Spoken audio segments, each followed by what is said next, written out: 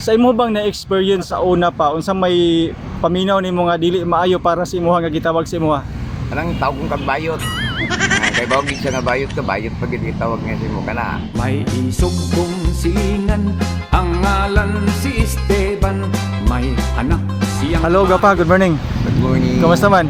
Okay lang. Unsa pangalan nimo? Gerald Tuason. Gerald.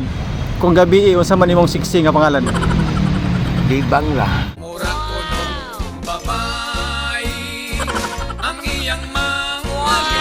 So atong mga miaging semana na ay nagtrend dito sa Cebu nga ang bayot na suko.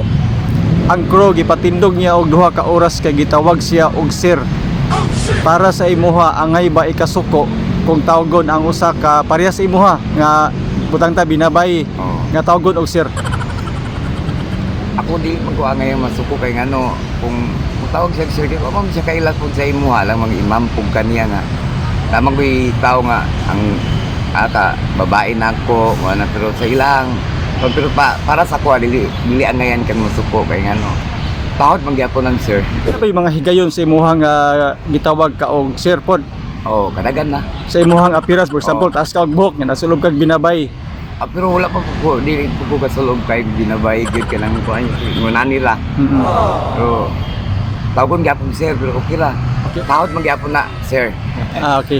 Sa imo bang na-experience sa una pa unsa may paminaw nimo nga dili maayo para sa imuha nga gitawag sa imuha? Anang tawag kong kagbayot.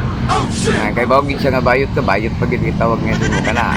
Ngayon, murag ka nang discriminate naman ko ng ingunana. Aside sa bayot sa pagyod. Anang kuan, di na maayo bitaw nga kuan nga manuksupay, anang dagan lang itong kuan mo. So karon murag wala naman kaayo. Sa una murag bata-bata pa ko. Murag wala pa to mo kuan tong mga kuan sa LGBTQ. Parang kay murag ni kuan naman nanay discrimination yung mga rights ba di na tao na kay baliwala na mag-report kag pulis karon kay nanap kuan ang paminaw naman jud ka.